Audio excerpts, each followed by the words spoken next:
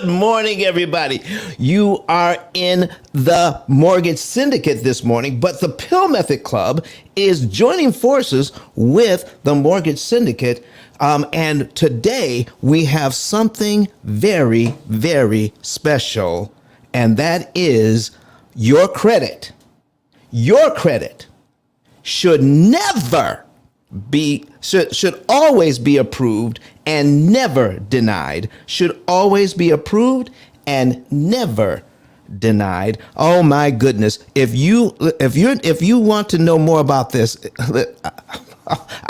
credit guys, I can't even talk this morning. I'm so excited about this subject because I know how important it is. If you want to level up, you need to be able to leverage somebody else's money correctly. And listen, folks, we have some very, very powerful speakers on the stage this morning, and I want to take this time to introduce them to you. But in the meantime, please start inviting people in here. Ping them in. Share the room in the hallway because listen, to be in a position where you can always be approved and never denied on your credit, that is a powerful position. And that's what we're going to be talking about today. So raise your hand, get up to the stage, share the room. And we have Miss Dawn Robinson with us this morning. How are you doing, Dawn? Amazing. How are you? Hi, everyone. Hey, CG. Hey Don, Hey, Dawn, you I still in thought, Florida? Yes, I am. okay, Dawn, I didn't call you in here to make me be a hater this morning. I've been doing my Bible study, and I want to love everyone. And you got you got another property down there in Florida, all right, close to the lake-ish, okay. And listen, I want to bridge the gap from being a hater to I want to be like you when I grow up. All right, because listen, she has learned how to level up this credit stuff, man, and buying properties and stuff all over the place. And she's barely 40 years old. Are you even 40 yet, Dawn? Yes, sir. 46. I'm barely 50 is probably close to the right answer. Why don't you go ahead and introduce yourself to the folks and tell them what you're doing? Hello, everyone. My name is Dawn Robinson, a money PhD. I help professional women over 40 who are secretly struggling to this money thing know where to start. I am a single mom of twins as a teenager, turned millionaire by age 44. Thought I had done it all right. 401k, 8 months of savings, and 3 rental properties by 31. But I got a bad boss and realized I couldn't afford to quit. And so now I'm on this journey. I paid that off in 17 months, moved to Hawaii for a little bit. And now I'm on this journey to help other women who were like me, right? Making good money, just don't seem how to keep it. And they feel like they've made more money and don't have a whole lot to show for it. I help them start late and finish rich. I believe that you are not financially free until work becomes optional. So that's what I do. And this is who I am. This is Dawn. I'm done speaking. Thanks, Dawn. Thank you very much, Dawn. Listen, you need to chime in here whenever it seems appropriate on this subject. Miss Crystal Armstrong, how are you this morning? Will you please introduce yourself and tell the folks who you are and what you do? Good morning, Mr. Don. Good morning, everyone. Rose, I heard you say good morning. I was sharing the room, so I couldn't get back on the screen fast enough. I'm doing well, excited to catch the room early. I feel like I always come in when you are mid-stride or almost wrapping up, so I'm glad you opened early. I'm glad to be here early, and I am an entrepreneur. I've been a full-time entrepreneur for 13 years. My business is 16 years old, and I really just started utilizing business credit on the level that I do now, just like you, Mr. Don, from the knowledge that I have obtained from Clubhouse. And not because I couldn't before, I just never really knew I needed it. And so I would just use the credit I had for things I needed, not really understanding the benefits and the power of the business credit that I could gain just from having great personal credit and utilizing that. So that has helped my businesses grow. It's also helped my businesses businesses expand. And I'm also teaching other people how they can do the same and helping my community. I'm looking forward to getting back to financial literacy workshops in the community to share this information with those who are not on Clubhouse or don't know the spaces exist, and just educating people to help improve those around me, because we all benefit when we rise together. And like you said, what's better than one billionaire, two or 200? So I like to sit with winners because the conversation is different and your wins don't sound like you're bragging. That's one of my favorite quotes. And so thank you for this space. And I'm excited about what we're going to talk about today. Ooh, I love that. Your wins don't sound like you're bragging. I love it. I love it. I'm gonna cop that one. Yes, I love it. Go ahead, Rose. It's Crystal. in my bio, Rose, because that's like something I live by. It's a very different conversation when everybody around you is moving in the same direction and we all have the same Absolutely. aspirations. You know, like you said, Mr. Don, there's no stingy energy. We're sharing things that we know are beneficial to one another. And it's always like, well, did you know? Or have you heard? Or, you know, Mm-hmm. what about this? And we always want to make sure we're in the know. So even if you don't need it now, you have it in your arsenal for when you do. Absolutely. We need to join forces, Crystal. I love having conversations with people that are, forward thinkers, because is that's what it's all about. But thank you. I'll introduce myself and we're going to go ahead and get started because I know this credit talk can go over 2 hours and we want to respect everyone's time. My name is Rose Laura Lewis, also known as Credit Goddess. I'm all things credit.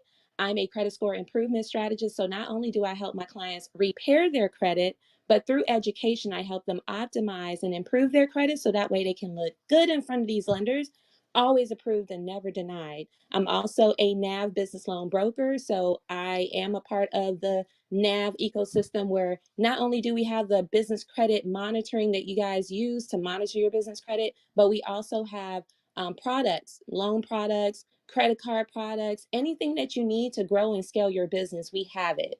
I'm also a business credit coach. So for those that are stuck or don't even know what to do and how to get started in establishing business credit, I apply the same method as I teach on the personal side, on the business side, so that way you can understand what it is that you need to have in place, structured properly, foundation is set right so that way you can level up to corporate credit. You don't hear a lot of people talk about corporate credit because we're just getting into entrepreneurship. We're just getting into investing a couple of years ago. So we're all trying to level up to that $3 million year mark, right? Employees we've employed individuals. So we haven't gotten to that part yet. And that's the reason why business credit is so, so, so important.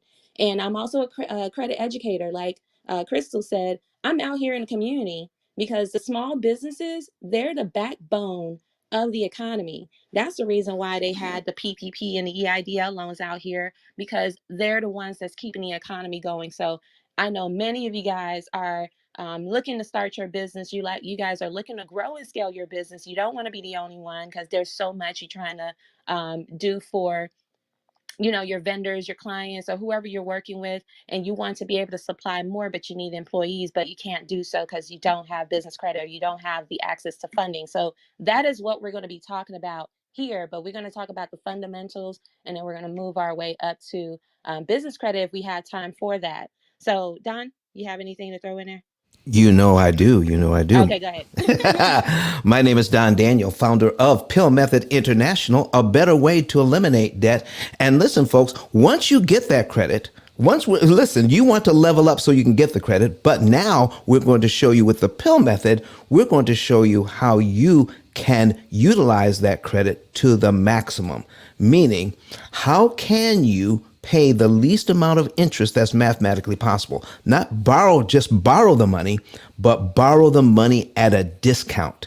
Do you realize that with all the credit that you could get, that we're going to help you to get to understand this morning, people are paying investors, real estate agents, mortgage professionals. I don't care who you are. If you've been a real estate investor for umpteen years, you're paying 75% more interest than you need to on these loans. So listen, get with the Pill Method, cut your interest cost by 75%, and then you'll be able to utilize this credit to the maximum. In fact, so that we don't have to interrupt Rosalina, let's go ahead and mention someone who has taken advantage of the P.I.L.L method, leveled up their credit, and paid off a mortgage and other debt in record time. I'm talking about Mr. E.T. Or Dr. Eric Thomas, who is the #1 motivational speaker, not just in the U.S., but in the entire world. I will need you to listen and hear from him right now. My name is Don Daniel, founder of P.I.L.L Method International, and our team created the most powerful money management, wealth building, debt elimination system ever created. At our recent seminar in Nashville, Tennessee, the keynote speech was delivered by the #1 motivational speaker in the world, Dr. Eric Thomas. E.T., as he's also known, mentioned he paid off his mortgage in 4 years using the P.I.L.L method. I invite you to watch and listen. Listen to me, y'all. Well, one of his mentees took us through one of their programs, and I paid off my mortgage. But guess what happened? My marriage went to a whole nother level. And you know why? Because my wife is a security freak.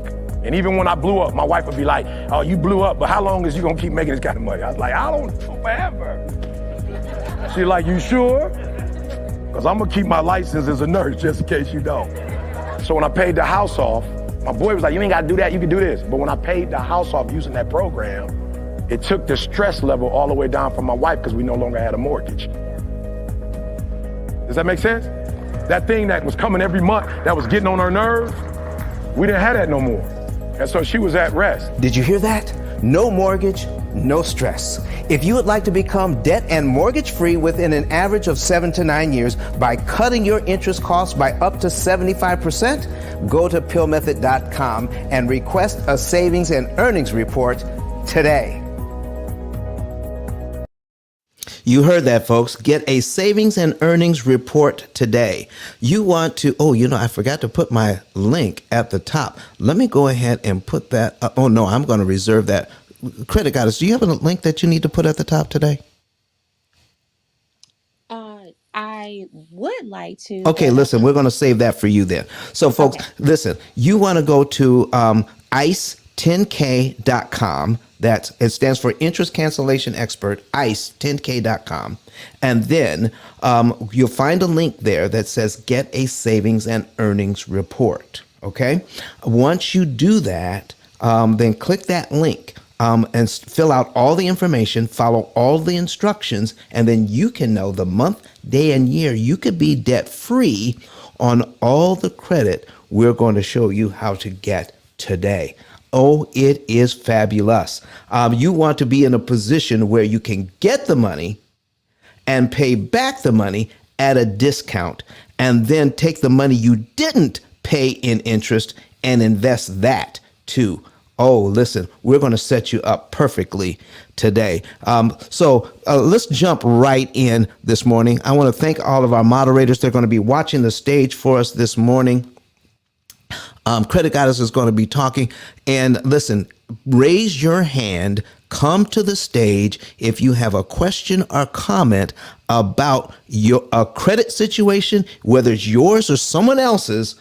We need your input today. Credit Goddess will tell you she works much better from questions as opposed to just talking about it. But she loves to talk about it. But bring your questions to the stage, would you please? Credit Goddess, let me start with my first question here. May I? Sure, go right ahead. Is this clickbait? Is it your credit should always be approved and never denied? Is that clickbait, or is that a real possibility? It's a real possibility. Then talk to us this morning. All right. Awesome. Okay. So, first off, I want to say that there is no such thing as a credit score. I know some of you guys like, what? No, there's no such thing as a credit score. The history behind it, there was a scientist and a mathematician that came up with this algorithm to help lenders and creditors identify what type of borrower you are without having to look at your long, extensive rap sheet.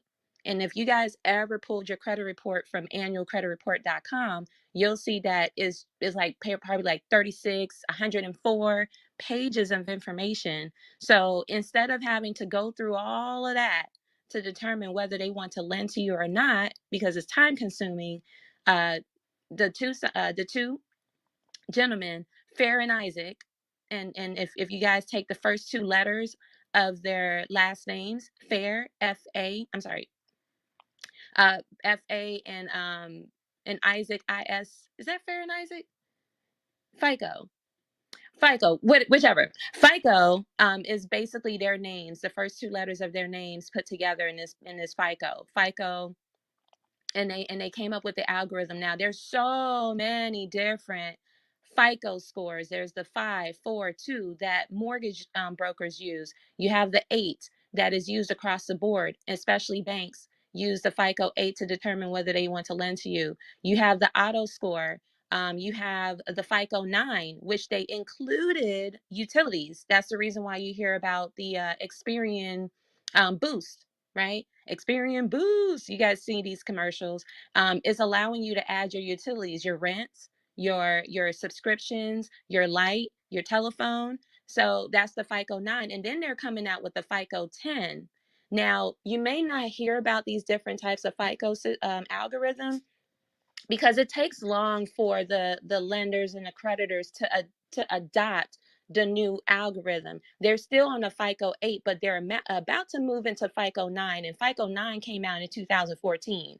It's like already what, 8 years in? Yeah, we're already 8 years in, and they haven't even adopted the FICO 9. Some have, but majority of them are still using the FICO 8. And then you have the FICO 10 that came out about 2 years ago. And the FICO 10 is going to affect some people and some may not be affected. If you know about the right way of going about establishing credit, you have nothing to worry about. But if you've been tapping into the tips and tricks and hacks, that is not going to work for you, right? The FICO 10T, the T stands for trend. Okay, it's not going to go based on the score, it's going to go based on the trend. And what a trend is when they're going to be looking at your 24-month habit. They're even going to look into when you added an authorized user, when you went through credit repair, because if you went from a low 500, right, and then you added an authorized user account and it jumped your score to 720 in a month or two, they're going to look closely into that and determine what happened here. Oh, this person added an authorized user. Oh, this person went through credit repair. So they can see all of that within the last 24 months. That is what the FICO 10 is what it's going to be. So before they start adopting this algorithm, I want you guys to know exactly what you need to do organically. This is the reason why I talk about organic build out. You would never hear me talk about tips and tricks. Okay, let me talk about that for just a second. Go ahead. Go ahead. Credit goddess, Yeah. why not tips and tricks, and what does that mean as opposed to sound borrowing principles? What's the difference? I'm sorry, repeat that again. What's the difference between the tips and tricks that we should stay away from and sound banking or borrowing principles? The difference is that when you go through the sound principles, is that you're going according to their guidelines and what they're looking for. You will meet their guidelines, right? Because it was actually organically built, you know. Instead of going the tips and tricks route. That's as simple as I can as I can explain it. Okay, so what you're saying is, if you know the rules to the game, you can make your credit profile, or what the credit companies are looking for. You can make yourself look as good as possible. If you follow the principles, then you can actually put yourself in a position where you are always approved and never denied. And are you going to be talking about some of those principles today? I am. You know, I'm going to have to touch on those principles because it's what it's all about. It's about principles. Oh, listen, I want to be always approved and never denied. And folks, let me tell you something here. as far as Credit Goddess is concerned, I'm not just a promoter. I didn't just ask her to come in here to talk to you. I'm actually one of her clients. Okay? I'm actually one of her clients because having a great credit profile is work. Okay? And she has the time and the expertise to perform that work. So listen, we're gonna have you're gonna have your information up online, so people who are watching us live on Twitter, on LinkedIn, on Facebook, and on YouTube will be able to see your information as well, Credit Goddess, so they can get a hold of you. And we usually talk about that towards the end. How do you get a hold of it? No, we want to from the beginning to the end how to get a hold of you. So if somebody has to leave early, could you just tap in how they can get a hold of you, and then we'll jump right in, Credit Goddess. Absolutely, absolutely. Because I know a lot of you guys got to go to church. So if you guys want to tap in with me, it's best preferred that you text the number in my bio. Send your name and email address to 888 557 5778. That's 888 557 5778. That's the best preferred method to contact me. Excellent. Excellent. All right, folks, you heard it. Somebody will take that and put it in the chat as well. 88. Did you say I 888? got it. I got it. Okay. I got it. 888-557-5778. All right. All right, All Credit right. Goddess. I don't want any more tips and tricks. I want to learn some sound principles on what we can do to put myself in a position to get always approved and never denied. All right. So first things first. Now I'm more of like an engaging person. I like to engage with my audience, not just listen in because if you're not listening, then you're not paying attention. And the only way to keep you guys engaged is if you answer some questions with me. Let's engage together. So first off, I want to know like who I have in the audience because sometimes I could be preaching to the choir and I want to know who needs the help. So, one, if your credit score is over at 680, I want you guys to put the one in the chat. If your score is under 680, then put a two in the chat. Ooh, Emerson, go ahead. Thank you for that. Listen, I didn't have my coffee this morning. I couldn't even figure out where the F and the I and the CO came from, but you got it, Emerson. That's FICO. Awesome, Derek. Awesome. Good job. Awesome. Ice, I already know you have it. Hey, Crystal. Chioma. Okay. Okay. Awesome. Awesome. Awesome. Any more? I know we have more people in the room. Go ahead. Press the one. Listen, I'm gonna tell you this. I do not judge people with their credit by their credit score. I already told you there's no such thing and why they came up with the credit score. A credit score is a number calculated based on the information in your credit report, and it helps lender predict how likely you are to repay a loan. So if you haven't tapped into the credit game, then I don't blame you for having a low score. It's just a matter of what do we need to do to get those numbers up. So that's what I'm going to be talking to you about. Some of you guys are probably just afraid to tap into credit, but I'm going to help you and empower you and let you know there's nothing wrong with credit. Credit is just the opposite of debit. That's all it is. But there are some things that you need to put in practice where you trust yourself. And once you trust yourself, the banks will be able to trust you. That's it.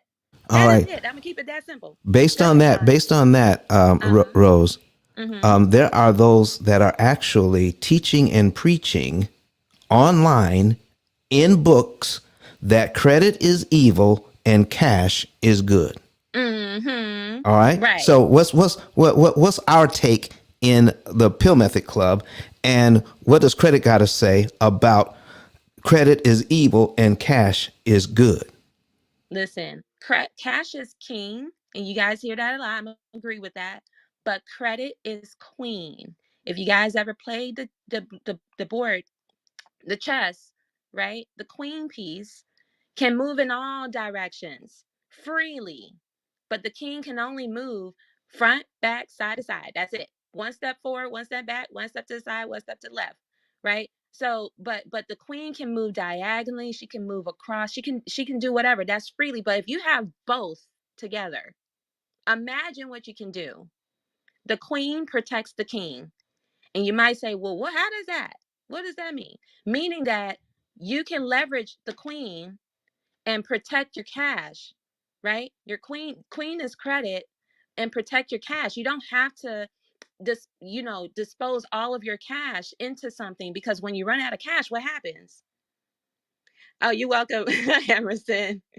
If you like, say for instance, you have $100,000 in the bank, you don't have any credit, and you use all of your $100,000 that took you 12 years, probably 15 years to save, right? With our, with the active income that we're doing, if we're not investing, and you decided to go into business, or you decided to go into investing, and you dish all of your funds, what are you left with?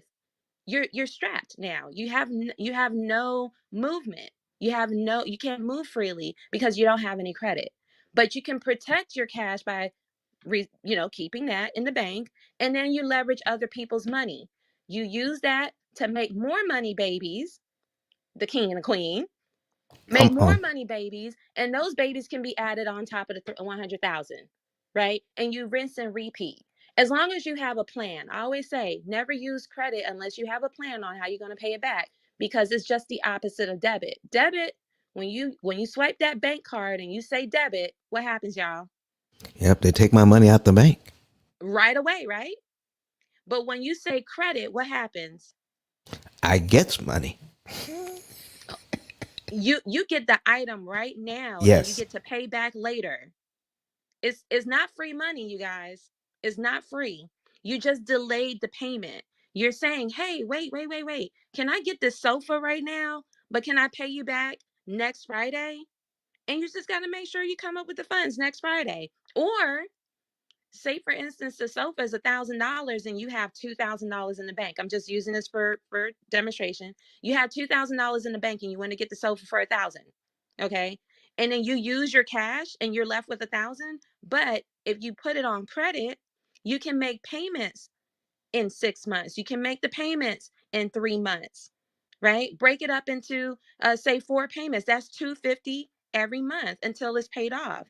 Instead of having to dish out all of the 1,000. I know I hear this a lot where people say, "Well, I'd rather just pay it off because I don't like the ideas of payments."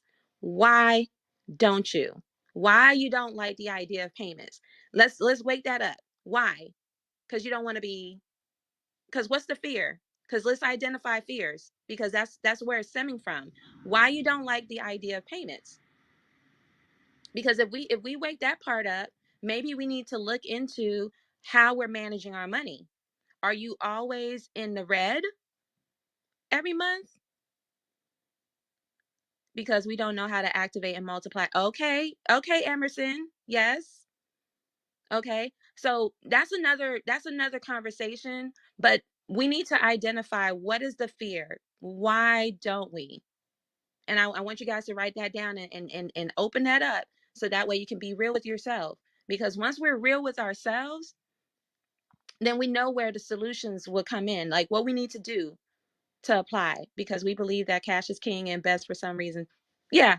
Yeah. Okay. So I just want you guys to know that debit and credit is synonymously the same. It's just that with debit, it comes out right away. With credit, you pay back later. So let's identify, let's get our budget together, let's get our money management together, and that way we can leverage other people's money with the confidence that we're going to be able to pay back. And I'm going to identify with you guys. Oh, hold on. Oh, that's my Alexa reminding me to drink water. Hold on, you guys. Okay. I'm gonna All right. drink. So I'm first, gonna drink my water too. There is a question in the chat. Do you teach teens and new graduates out of high school? yes, that is actually coming, D Jones. That is actually coming. You know what? If you can message me in the back channel that you're interested, if you have the teens, if you have the graduates, I don't mind showing up.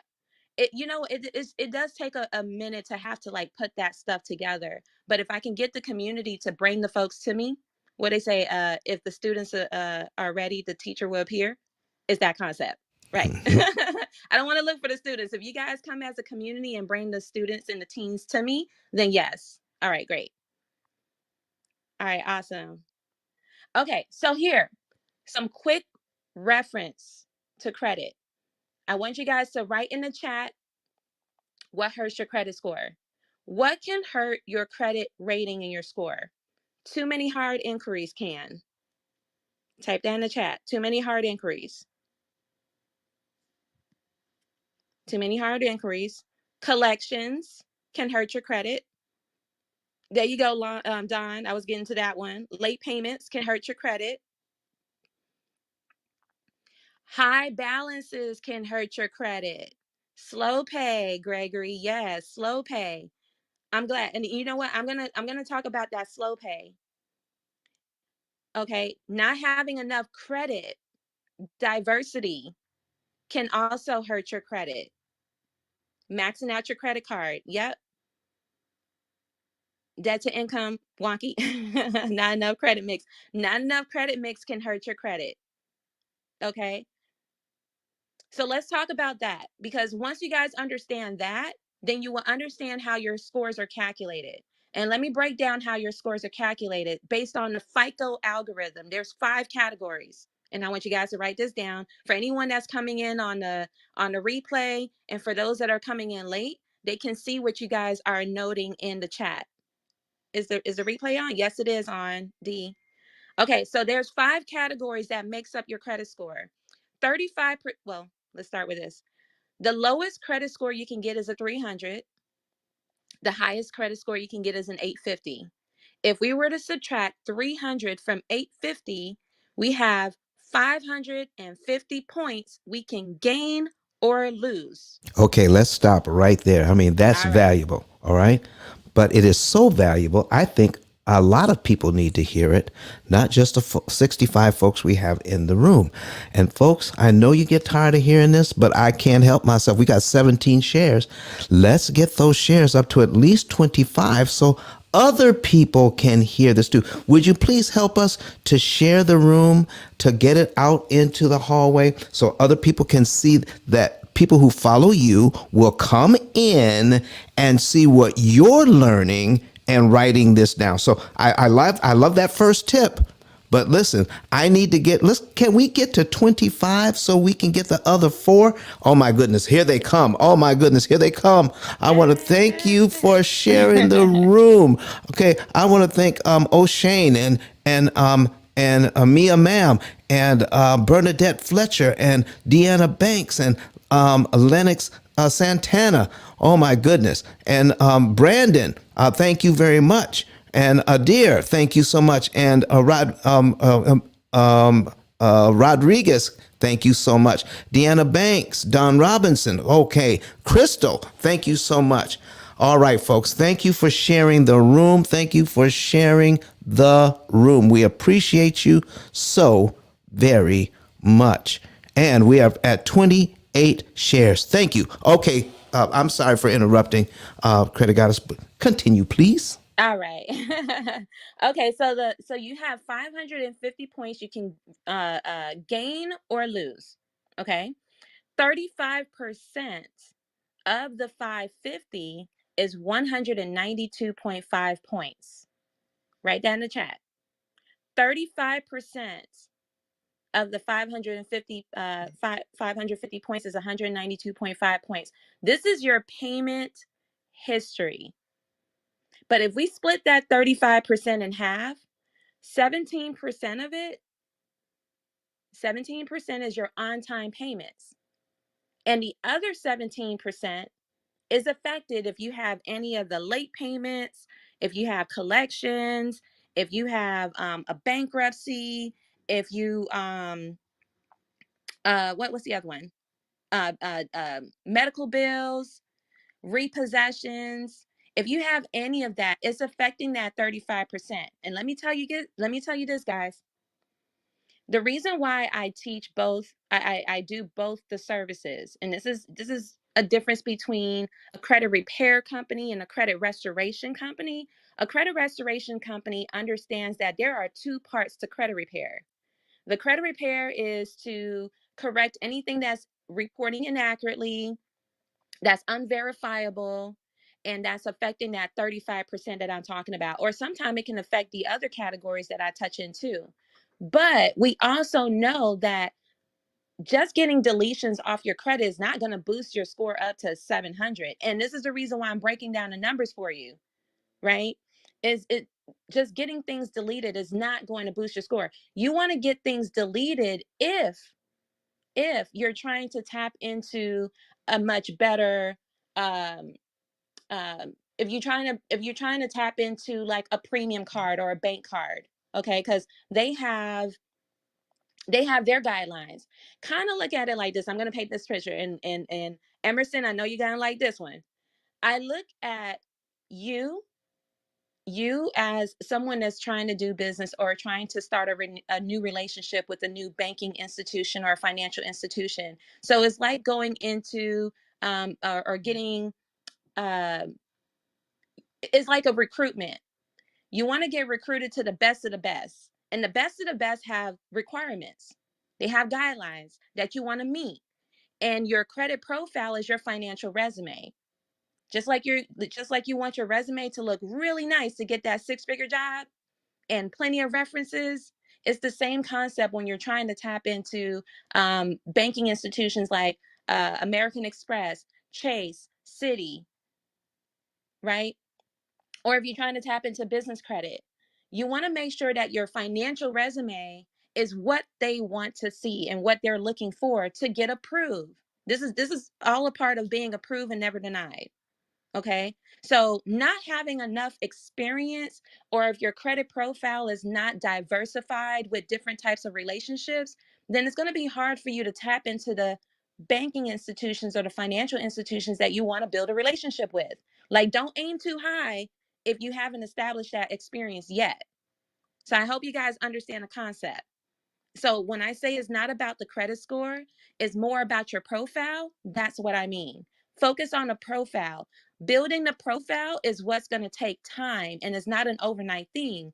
And this is the reason why people do tips and tricks and hacks, because they don't want to go through the organic build out. And they're figuring this out, and that's the reason why they're changing the algorithm, and the FICO 10T came out, because they realize that we're sharing the tips and tricks and hacks, and no one's really putting in the time to build out organically. Thank you, Derek. Okay, this is the reason why I rather teach organically, so that way if they do pull the rug from under our feet and change the guidelines and change the requirements, we know how to pivot. Because if you don't know how to do it organically, you would not know how to pivot. Okay, you'll be stuck not knowing what to do. All right, Mia. Great. Okay, so 35% of the 550 makes up the 192.5, which is your payment history. Half of that 35% is your on-time payments. The other half, if you have any negative, is being taken by those negative accounts. So when you go to a credit repair company, they're only touching that 17%. They're only touching that 17%, which is affecting the 17% of the 192 that you could gain, right? Now imagine if you have 100% on-time payment and no derogatory, like the ones that put the one in the chat. You guys don't have any derogatory, so you have maximized this category, which is 192. If we add that on top of the 300, what score do we have? If we're just counting on-time payments, 300 plus 192, what do we have? Type it in the chat. There you go, Emerson. First one to go. Okay, so 492.5 to be exact. 492.5. So when people say, all you got to do is pay your bills on time, well, it only makes up 35%. Okay, now let's talk about the second largest part of your credit, which is the amount owed on your credit card. Okay, so if you don't have a credit card, you're actually missing out on some points here, because it scores you based on how much credit you have left. Now, I would talk about the scorecard, but I don't want to confuse you guys. But let's just say this. If you don't have a credit card, you're missing out on 165 points. So let's just say that. But if we want to dive deep and talk about scorecards, it's totally different in the FICO's algorithm. But 30% of 550 is 165 points. So for those of you guys that are afraid to get a credit card because you don't want to go into debt, is not really meant for you to go into debt because they score you based on how much credit you have left. If you max out your credit card, that is one of the reasons why your scores will drop. So if you know how to use your credit cards properly and you know when to pay it, you can actually maximize this category and get the maximum score in this. Okay. So don't be afraid of credit cards. You just need to know how to use it. All Third right, part. that's a good place to pause, just in Okay. case you need to get a drink of water. I'm going to jump in every now and then to give you a slight break if I can, Credit Goddess, because I know Thank you got a lot of information. So we have two new moderators that just came to the stage. We have Donna and Kareen. Donna, will you tell us who you are and what you do, please, if you are available? That was on point. I just shared. Good morning, everyone. Donna England here, located in Canada. I'm a business purpose loan broker. I'm an assisted living, independent living owner operator, and I'm here to add value and to learn. So that's about Donna. If you want more information on all my lending needs and if you need money, there's Credit Goddess who's going to optimize your credit, and I'll help you with the structure, and I can lend you all the money that you need. Don't be afraid. Check my bio. Thank you, Donna, and I'm done speaking. All right, all right. Thank you for being here this morning, Donna. And Kareen, how are you doing? Hey Don, I'm doing great. How are you and how's everybody here? Oh man, listen, I am doing fabulous. Would you please introduce yourself and tell us who you are and what you do, please? Absolutely. Thank you for having me here in this space, Don. It's always a pleasure to be in your room that you host. I don't know if you do this every Sunday, but have a blessed Sunday, everybody. My name is Kareen Mills, and I'm a money making mentor. I host everybody inside Kareen.club, which is the number one money making, money keeping, and money multiplying club that promotes financial literacy. Credit is such a huge thing in financial literacy through parents and adults in order to pass on generational wealth because I really truly believe that it's not just passing the shiny objects, rather the education that sustains it throughout the generations to come. So excited to be here. Of course, Rose, you're the master of credit. I'm excited to hear all of your genius. Thanks, Dawn. You are so welcome. So, Credit Goddess, you let us know when you're ready to jump back in there. And, folks, right now, I have questions. I'm trying not to throw all my questions out there and get in your way. Even I have questions this morning. So, if I have questions, I know you all have questions. And I need you to know this right now. Credit Goddess, would you please let folks know, is this a safe space to ask any question they want? It's a safe space. So no one will be It's a embarrassed safe about space. their question? No, not at All all. You guys right. understand. It's really not about the credit score. I don't want you guys to focus and harp on the credit score. It's about the profile. So I want Okay. you guys to come up and talk Come to on me up about and the credit talk, score. folks, and get your questions answered. And if we could talk about somebody, see if we have something to talk about, then Credit Guys can actually teach the same concepts with a subject that is brought by you, and we could teach the same concepts. Okay, so listen, not only help yourself, but help others by bringing your question to the stage. Please raise your hand and come on up. Credit Goddess, are you ready to jump back in? I am ready to jump back in. Let's Yes. go. All right. So 15% of your credit is the length of credit history. All right. The length of credit history makes up 15%. So 15% of 550 is 82.5 points.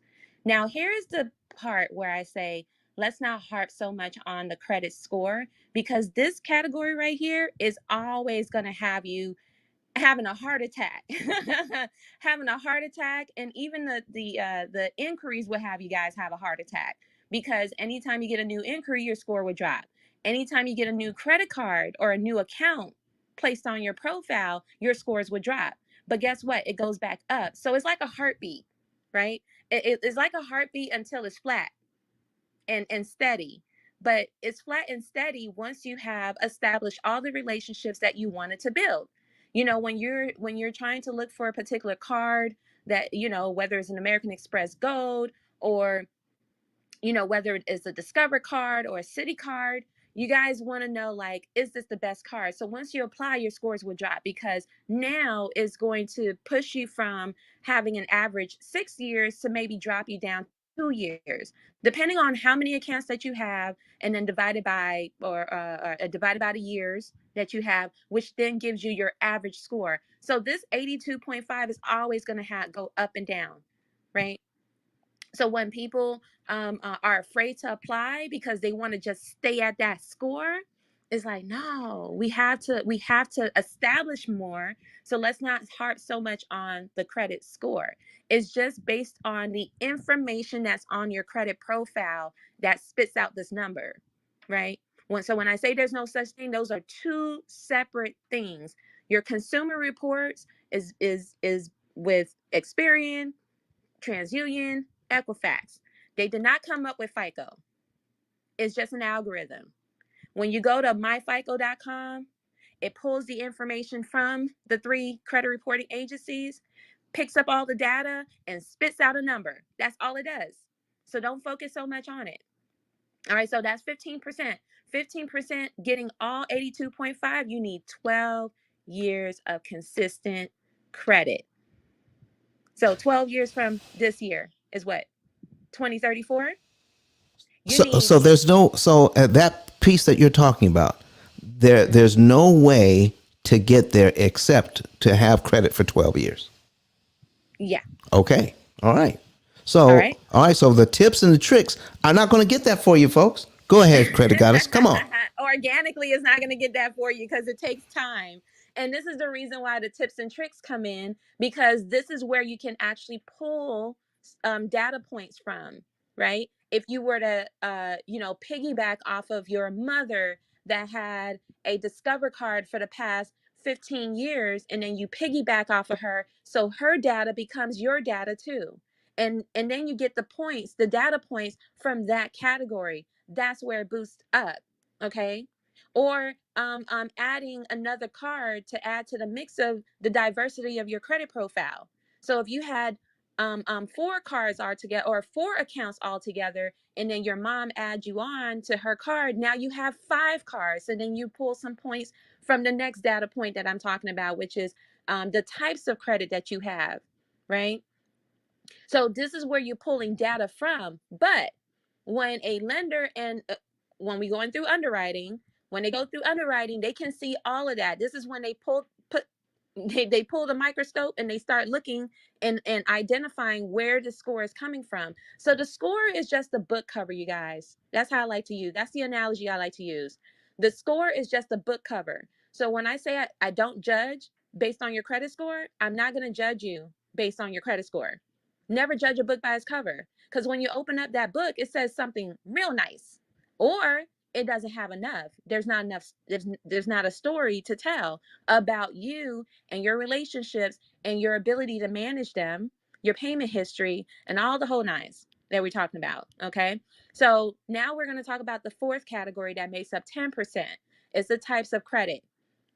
Types of credit, there's 3 types. You have revolving, which are credit cards. You need about 5 or 7 of those. 5 or 7. All right. And this is a profile of a 720 credit score or more. 5 or 7 of those. And then you have installments. Installments are auto loans, student loans. I would say a mortgage is one, but a mortgage stand on its own. But installment loans, personal loans, student loans, auto loan. Those are installments. And then the third one is the mortgage. So that's the trifecta. Having those 3 types of profiles, types of accounts on your credit profile, you've completed the trifecta. You have optimized your credit profile by having these 3 types of accounts on your credit profile. You need about 5 or 7 credit cards. You need about maybe 1 or 2 installments, and it could be paid off too, because they like to see paid off installment accounts. That's establishing a solid resume, is when you can actually show that you have paid off something. because that opens up new opportunities, better rates, and better terms when they can actually see that you successfully paid off something. All right. And then you need about 2 of those. But many of you guys have student loans, believe it or not. And it's multiple. You know, you've gone through to a 4-year college, and each semester you pulled out a loan. So that's like a minimum 8 different student loans, right? Subsidiary, unsubsidized, and subsidized. You probably have a total of maybe like 16. It's not a bad look, because to diversify your credit profile on that 10%, which makes up 55 points, you need 21 plus accounts. It could be open or closed. And believe it or not, those negative accounts, that counts towards it too. So when you remove a negative account off your credit, you lose points there too, because it was part of the history. It was negative, but it was part of the history. Another reason why I say don't focus so much on score, because I get a lot of people that say, oh my gosh, you removed 5 items and my score still dropped. Why? Because it was part of your history. And this is the reason why I'm breaking down the 5 categories, so that way you guys can understand where your points are coming from. Whether they're positive accounts or negative accounts, it all counts part of your credit score. Wait a minute. Wait a minute. Go Credit ahead. goddess. Are you saying that by working with you or someone like you and doing some of the things that I should do, my credit score may drop, but my credit profile will improve? Yes. You mean I can wait a minute. Let me ask it this way then. My credit score can drop, but by improving my credit profile, I can increase my chances of getting approved. Yes. Oh my Yes. gosh, you know we need to hear more of this. Folks, You if you're not nailed sharing it. if you're not sharing this room, if you're not writing this stuff down, oh my goodness, you need to come on.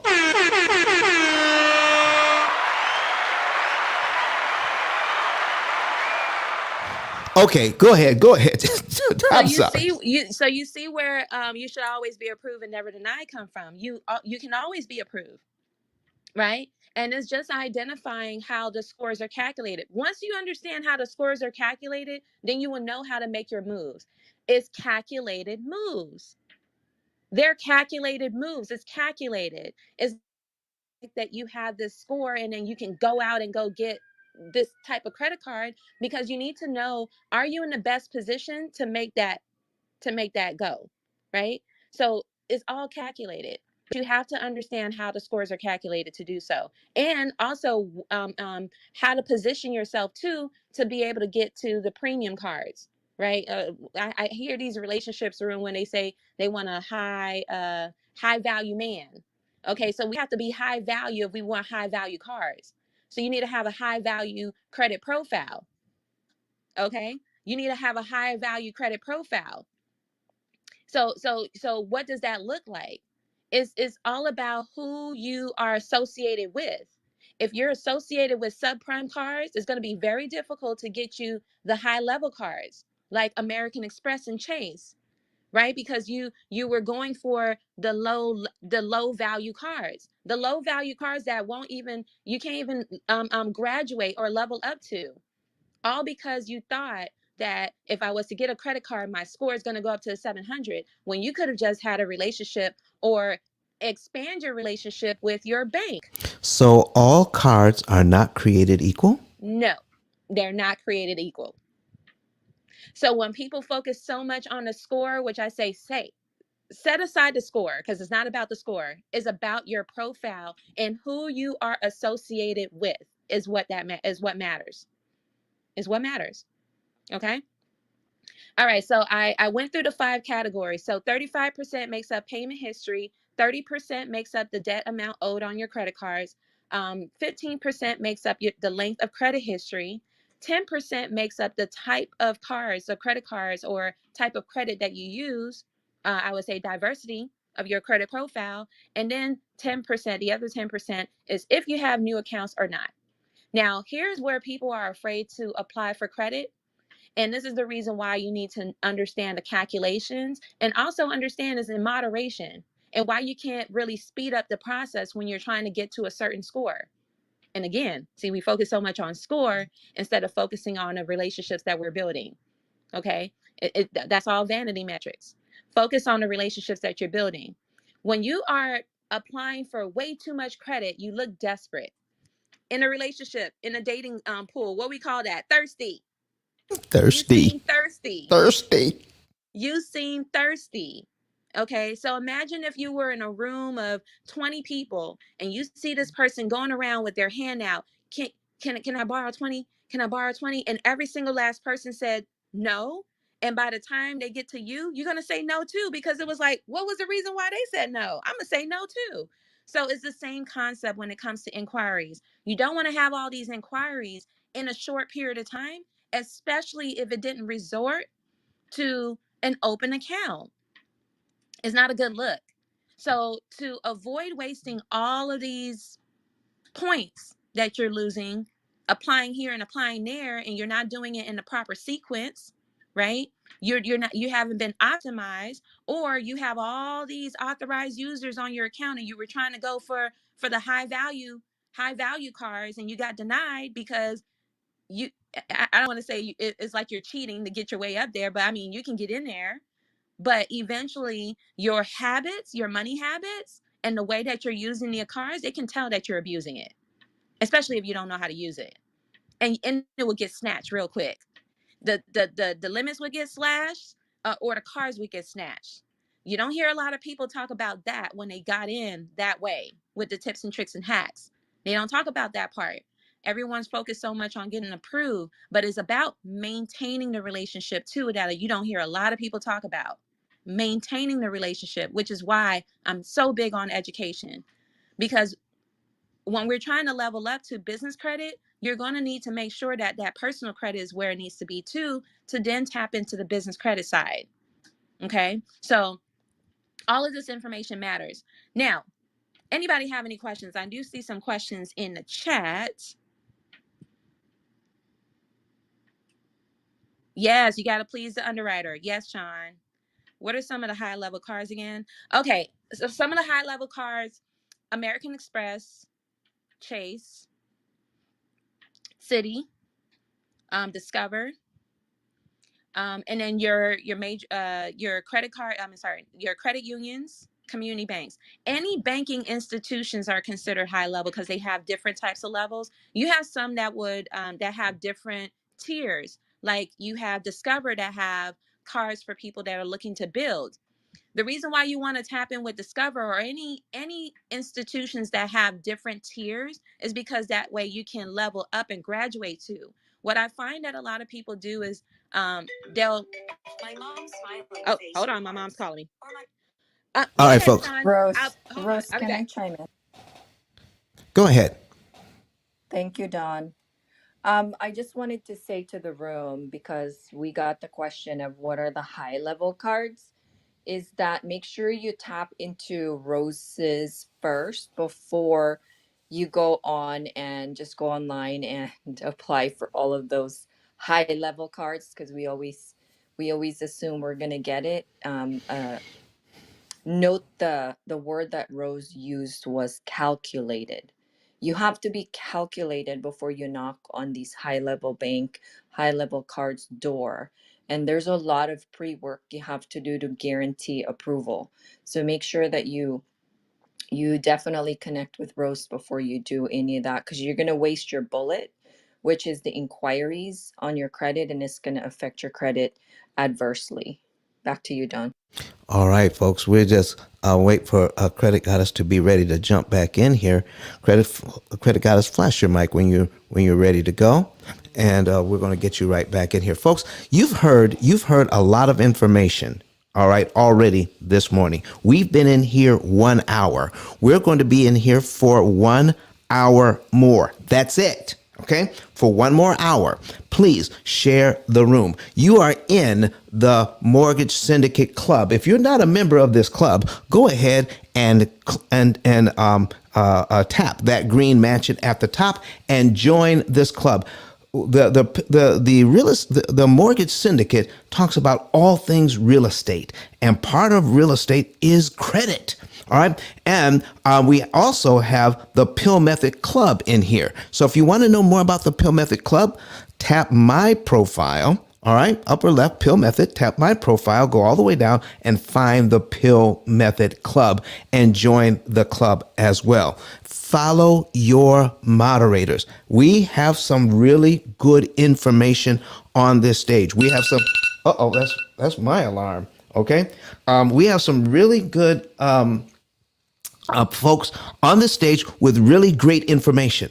All right. Follow all of your moderators and click that always notification bell so that when they're speaking, you can be in the room as well and continue to level up your knowledge. All right. So also, folks, you want to just so that we can give Credit Goddess some time to get in here. Anyway, she's ready to get back in. So, folks, I want to share with you something that we're also going to be able to provide for you is how to pay the money back and do it faster and cheaper. If you have student loans, Credit Goddess mentioned student loans. Don't worry about them.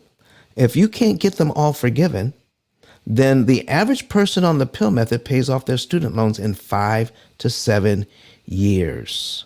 If you're making payments on your student loans right now, we can show you how to pay them off in 5 to 7 years on average. Some a little sooner, some a little longer, but that's the average. So don't let the student loans bother you. Don't let your mortgage bother you. Don't let your other debts bother you, because it's the interest on the debt that turns them into long-term obligations. Cut your interest cost and you can pay the debt off faster, because with interest cancellation techniques, you've just made the debt cheaper. And if you want to know the basics of all of this, if you want to know the basics, then go to Amazon and you can find my book, The Pill Method. All right. Find The Pill Method, a better way to eliminate debt. And out of 33 million titles, it is the only title on Amazon that talks about interest cancellation and how to make your debt cheaper and optimize your interest savings. Someone asked, how can they see this online? You can see it if you go to YouTube.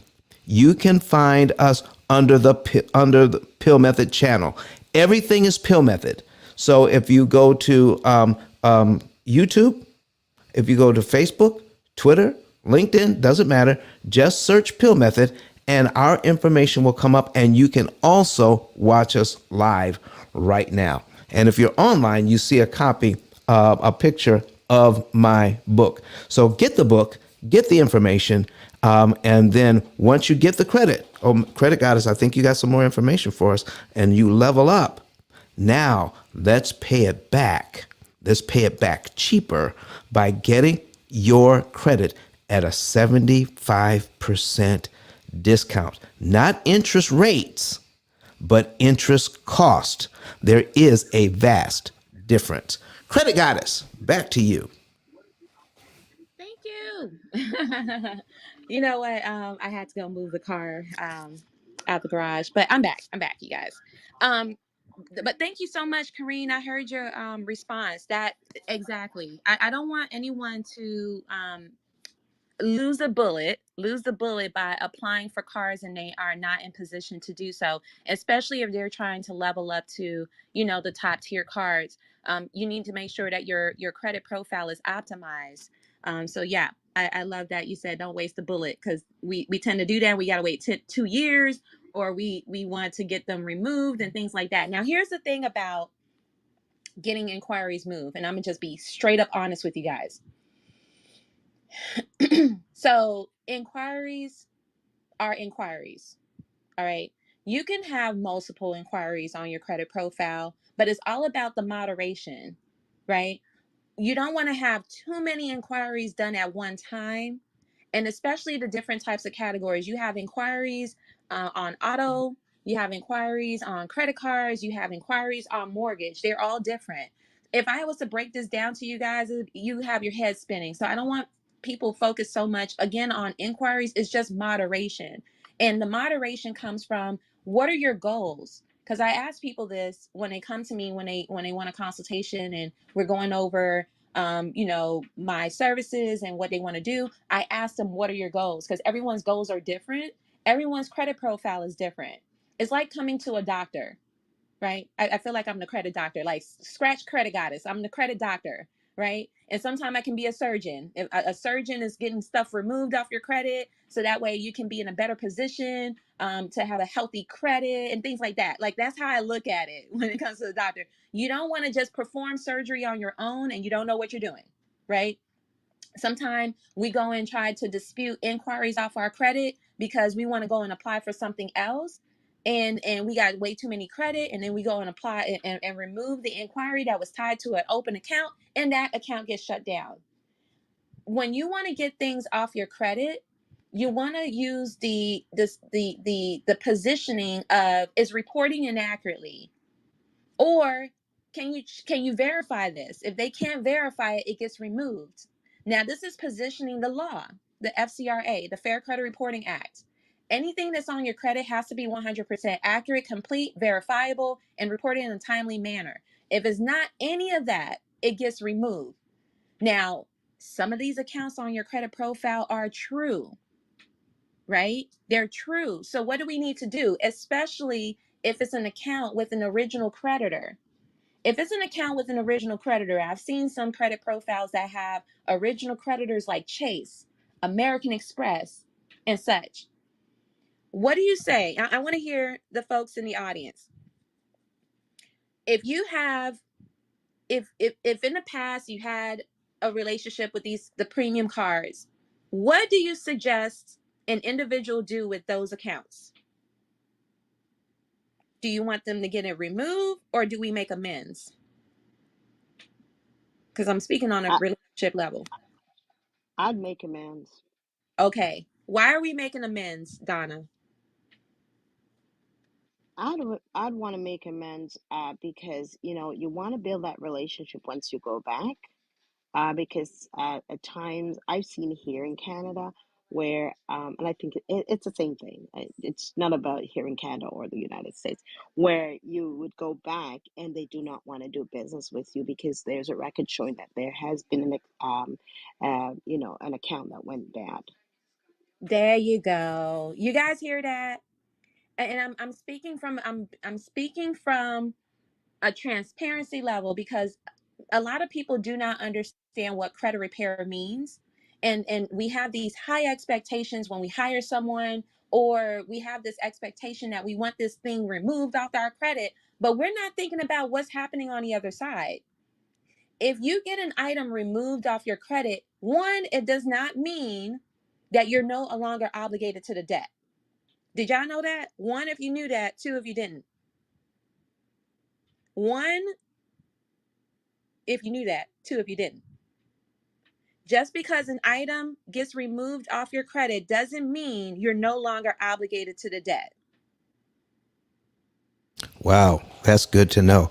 Listen, Yeah. while you're talking about that, while you're talking about people who do this for a living, help people with their credit, there are a lot of people out there that are doing it. It seems like everybody and their brother, okay, and Yes. and their sister, and all their little cousins, okay. Yeah. They're doing this thing, and but you pointed out the other day that the credit reporting agencies are catching on. And what are they doing to Ooh. individuals who use these services, but these services aren't aware of how to do it correctly? What is happening with these requests for these removals? What's going on with them, Credit Goddess? Did you guys know that the credit reporting agencies are throwing your dispute letters away without an investigation? Yes. What? Did you know that? Yep. Yep, they don't have the manpower to fix, I mean, to entertain everybody. No, but listen to this, Kareen. They're actually throwing it at not the manpower, because they have the e-Oscar. The e-Oscar is the automated machine that responds to your letters. You know, it puts a 2-3 digit code on your letter, and it responds automatically. The goal is when you are disputing anything that's on your credit, you want a human to read your letter. So you don't want to use templates. You don't want to use templates because Oh they, yeah. okay, they identified the same jargon that everybody else is using. So when they pick that up, they throw that away because it's like, okay, you either a credit repair company or you don't know what you're actually disputing, right? That happens. Yep, Tamara. When they see different zip codes, when they, like, I'm in Florida. So if I'm disputing for someone outside of Florida or even outside of my city, what they do is that they compare the zip code on the stamp versus what I wrote or wrote on it. So my thing is I don't write the address on the letter. I don't write the return address on the letter because the return address is inside the letter, not on the envelope. That's a way to get over that, because when they're comparing that and they see that, they throw it away without opening it up, you guys. So when you're working with someone, and this is to save all of the credit repair organizations that's in the audience or listening in on a replay, when you guys are like, I didn't get a response, that is what you need to notify whoever's working on your credit. You need to let them know that you haven't received anything, because it's a conversation back and forth. It's like pigeon mail. You know, back in the day when we didn't have a mail system and you send off a bird to send off the letter, we got to wait for the response. So if you're not receiving a response, then we need to send out a letter and say, hey, we sent out a letter 30 days ago, especially if they're sending it off certified, and certified mail is expensive. I pay about almost $7 per per letter to Wow. each credit reporting agency and creditors and collection agencies. It's a Oh, lot. okay, credit got it. Hey So So Rose. yes. here's what I'm hearing. Here's what I'm hearing is that that credit reporting agencies are throwing stuff away. You've got to wait, and then you find out that there is no response, and that there's something you can definitely do about it. We want to hear what can be done about it right after this. Okay, so be prepared, everybody. But if you want to hear what you can do about it when the credit reporting agencies are not responding to you, what can you do? I got 47 shares. I've got 105 people in here. That's definitely not enough shares. Can I get a few more shares in here so that we can invite some more people in here so that they can hear what can be done when the credit reporting agencies aren't responding to you? Oh, because that is a serious thing. That's a serious thing when people do that. And Credit God is going to tell you what to do. So listen, I got 48 shares. I need a few more shares in here, but I got some new moderators on the stage. And I've got Giuseppe and I've got Miki here. Miki, are you available to talk to us this morning and to share who you are and what you? Yes, she is. Miki, will you introduce yourself and Yeah. tell the folks who you are and what you do? Thank you. Thank you. Good morning. When I saw these wonderful names, I knew I had to jump in just to listen, and I have already learned something. So I'm Miki Gabriel, securities licensed professional, been in the industry about 30 years, transitioning to a financial strategist to help people achieve their level of financial freedom. Have a room on Clubhouse every Friday and Sunday, Wealth Financial Flowers, together along with a sophisticated investor and estate planning attorney. We cover topics related to comprehensive wealth management. So glad that credit is being discussed today, because this is pertinent and imperative to have a proper journey to financial freedom. So happy to be here. Thank you so very much. And remember, folks, at the outset, in the beginning, when I told you that real estate investors really have their claws into this thing. They understand this thing backwards and forwards. And real estate investors really want to be able to level up on their business credit. And someone who is doing that, who has over, this is over, Giuseppe, you have over 500 doors and you are using business credit. How important is it to you and what you're doing in real estate investing?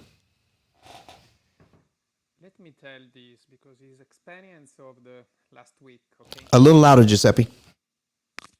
let me explain this because why I'm here in this room. Because you can have a 500 door, but if your lender are not expert, you can pay high interest. Okay, I bought in September. I bought 6 cars for my business. Okay, the my credit score go down dramatically. Go down 815, 620.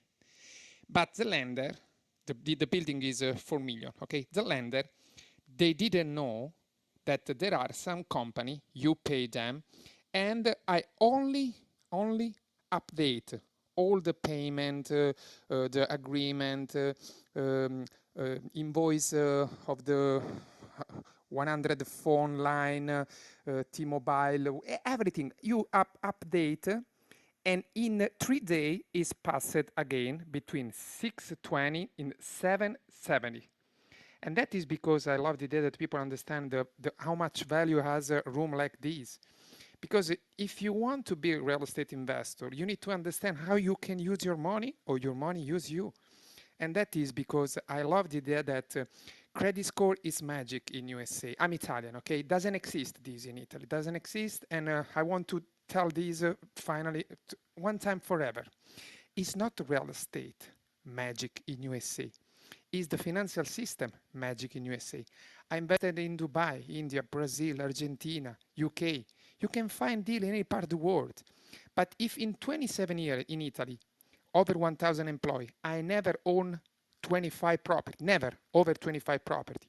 In USA, in 6 years, 0 property, 500 property, is because it's magic, the financial system. And for this, I push everybody, prepare yourself, invest money, find a mentor, and learn how you can use your credit score. This is me, Giuseppe. Back to you, Don. Thank you so very much, Giuseppe. Hey, Credit Goddess, listen, one thing that you haven't mentioned, and there's a reason why, but I need you to get back right on. I'm not trying to take you off track here, but because I want to add this little bit, okay?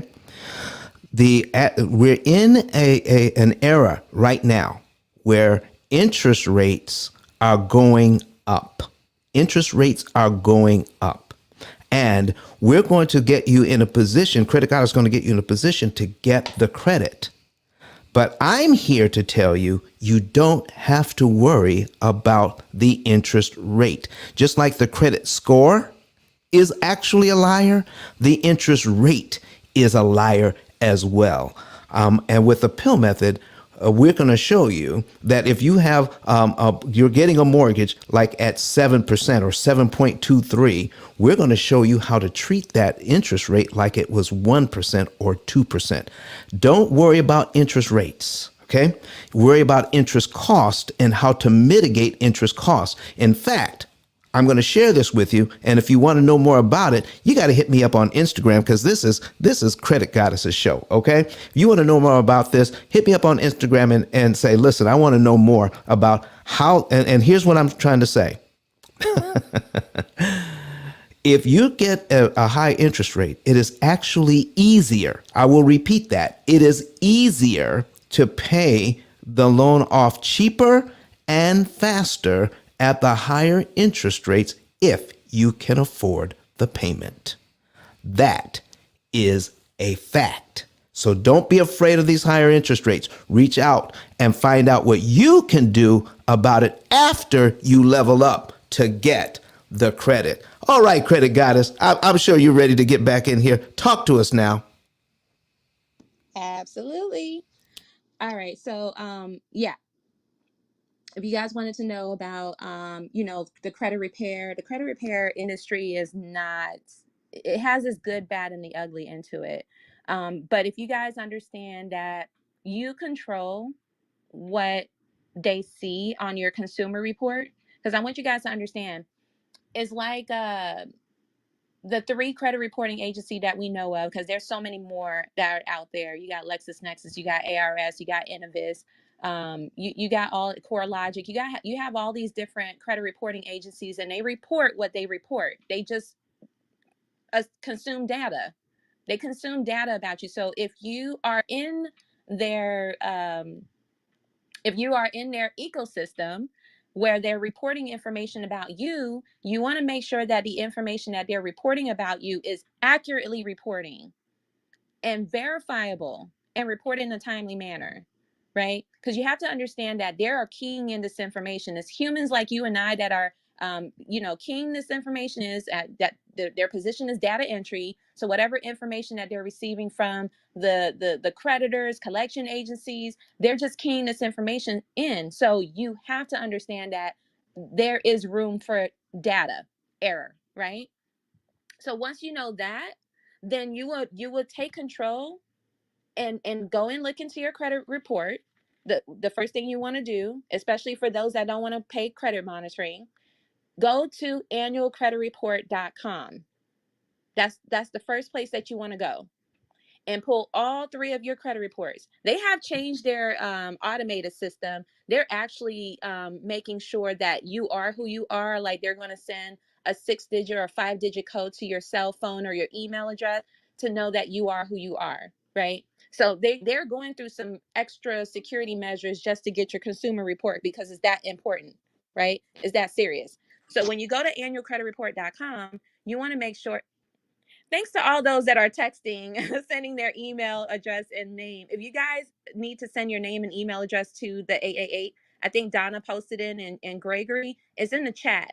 If you guys want to speak to me about your credit report, send your name and email address to 888-557-5778.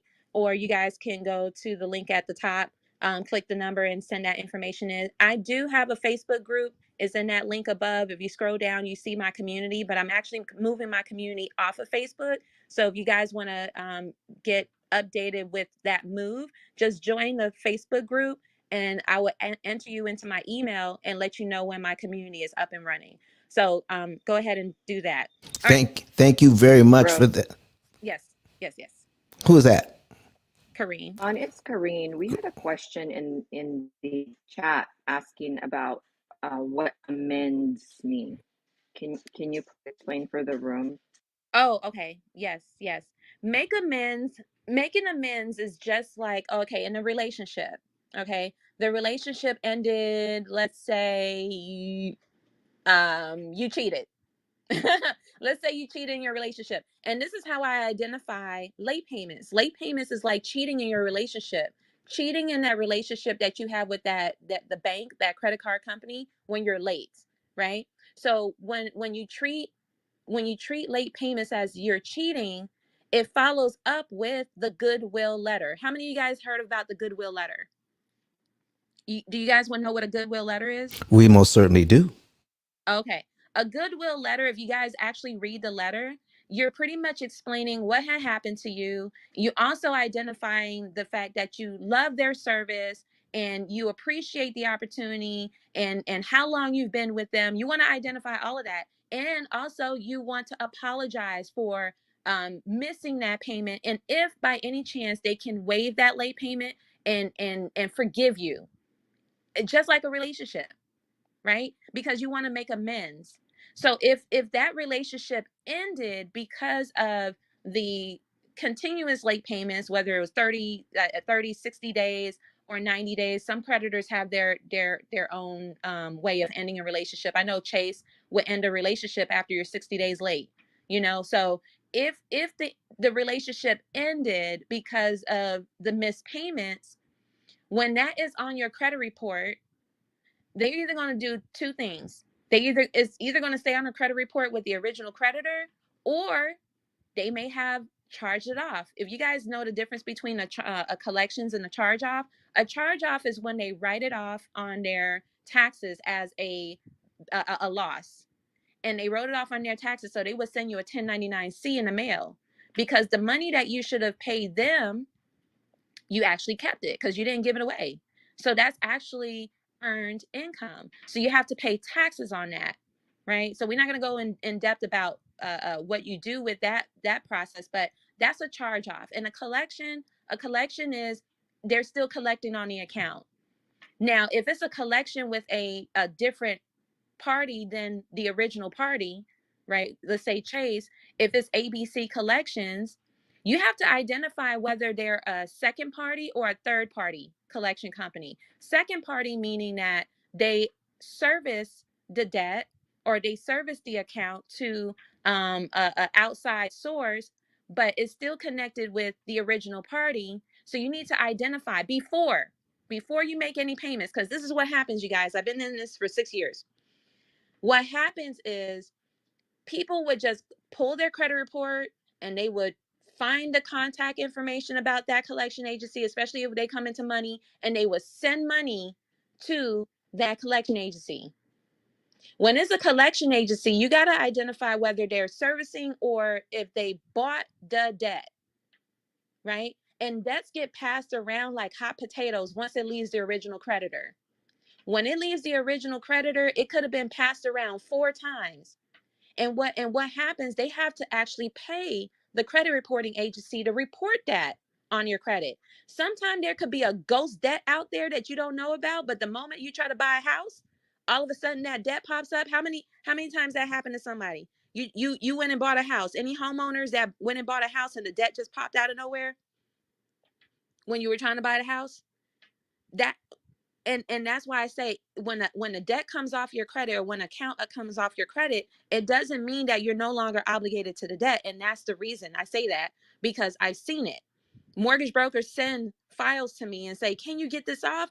And again, I can't just do something in a short period of time, because it's a conversation, is an argument when we start disputing or challenging anything. So that's why you can't make guarantees, and why the credit repair industry have the ugly side to it, because people would do illegal ways of getting stuff off when they claim identity theft, when indeed you were not a victim of identity theft. All right, so And let's that's talk the about that. Let's talk about that for okay. just a second, Credit Goddess. Okay. So what you're saying is, listen, folks, you want to go to the doctor and get like a yearly checkup before something serious happens. All right, when you get a serious illness, it is too it's and you want to get rid of that illness quickly. It's not going to happen. It's going to take some time. It's going to take some effort. But a lot of these things could have been managed early or totally avoided if you had gone to the doctor early and just got a regular checkup before it got bad. So what Credit Goddess is telling you, work with her before it gets bad, and you won't have to call her in a panic and say, listen, I'm getting ready I want to buy a house in 3 months. How can I get my credit in shape? She's going to say, yeah, well, you better look at trying to get that house a year from now. Exactly. Okay. Exactly. All right. So now is the time, folks, to start leveling up your credit. Don't come in here 1 month to go, 2 months to go, 3 months to go before you need to do something and expect an expert to come in and help you get to where you need to go. Ain't gonna happen. Do it now before you need it. And Credit Guys, we have a question on the stage. We got Miss Dorothy up here. Miss Dorothy, did you have a question or a comment? Yes, I do. Good morning, everybody. Thank you, P.I.L.L Method, as always. Mr. Don, this is on fire. Thank you for having Credit Goddess. She is definitely living up to her name at every time. Thanks for breaking this down to the basic fundamentals. So I know that you are a licensed NAV lender. So I'm in a process of working on some of the parts of the personal credit. I want to know that how can you level up parts of nav, like working on building like with the tier system, and also using nav, like I'm able with the nav system to check the business credit and see what's on there. But what kind of things can you do with nav so that you're not disrupting the personal side that you're working on? Thank you so much. You're welcome. All right, so we're actually tapping into the business credit, which we should go to that side, because we got 30 minutes left, and I don't want you guys to kind of miss how to be in the best position for business credit as well, because it all starts with your personal credit. So I'll wrap this part up. You guys can tap in with me on Tuesday. I do the first Tuesday of every month in the Lunch and Learn. So if you guys are not following me, definitely follow me there, and I'll, pick up the conversation there. But that's a good question, Dorothy. But before we start, I would like to welcome Credit Ninja. I did ask her to come through so that way she can kind of share with you guys her testimonial, because this lady is amazing. And she's in the credit space as well, but she's high profile, y'all. But if you want to live that lifestyle, like credit is a lifestyle, it's not a temporary fix. It's actually a lifestyle because you're actually being scored. And I'm not sure if you guys heard of this when they say they're about to bring the social credit score soon. And I know a lot of people like, no, no, no. And they don't want that. But let me tell you, the credit score is actually the score of your, like, how you manage your money. Is your relationship money, basically. If you were to ask me, right, Kareen, right, Credit Ninja, is a relationship with your money. So if they come up with the social Amen. score, okay, that's how you socialize with individuals. But here we're talking about how you socialize and the relationships that you have with your bank and with the creditors, right? So if you're good with that, then you're good to go. But Credit Ninja, you can go and introduce yourself. Yeah, And if you good want, morning. yeah. God, I'm so blessed to spend time with you on a Sunday. And I know that you reached out yesterday traveling. I got home really late and I threw my back out, Kareen.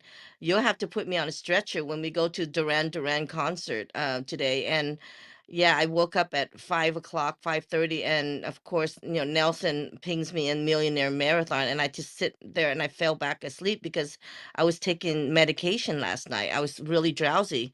So I finally just woke up again about 20 minutes ago. But of course, Anthony's dragging me to do my share because I've been quiet on the app. He said, "Are you okay?" I'm like, "No, I pulled my app, my app, my back because it's called credibility.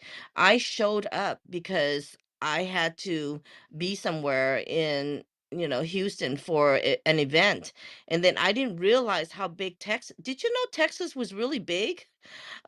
Yes. Yes, we I do. didn't know that. Kareen, I'm very bougie. I have people drive me around, and this time I'm like, what do you call it? Galveston, Texas. It's not in Houston. It's another island.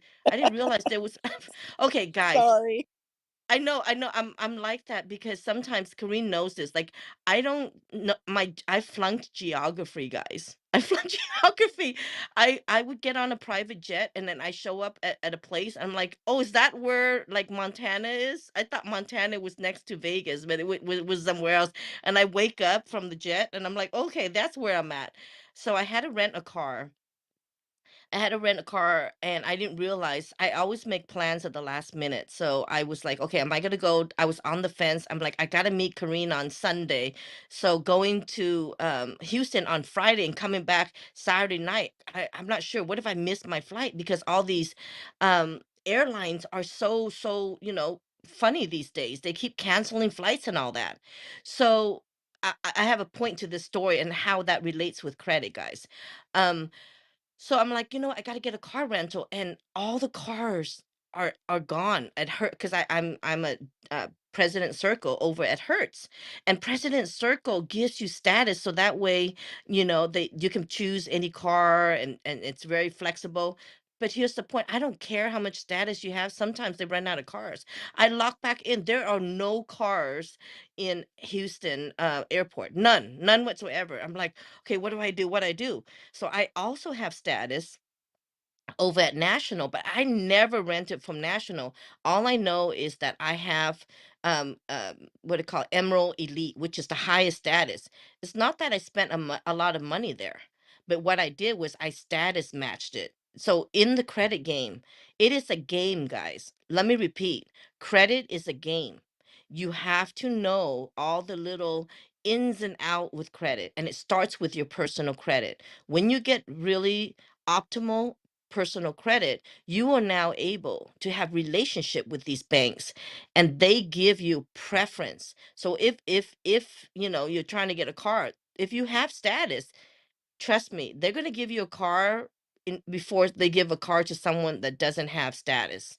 That's why in the credit world it doesn't discriminate, only based on your relationship with the banks because your credit is at at a high score and that you built it over the years. And they don't care. They don't look at like where you live. They look at, okay, well, this person has an over an 800 score. They have a relationship with the bank for X number of years and they never missed a payment and they increase their limits every year. So that's the behavior. You remember your score is all behavior, because that's the only way that they can judge you. And so when I needed to get a car, and I'm like, I have status at National. I never rented from them. So I call my friend Ben, Kareem, Ben's Big Deal.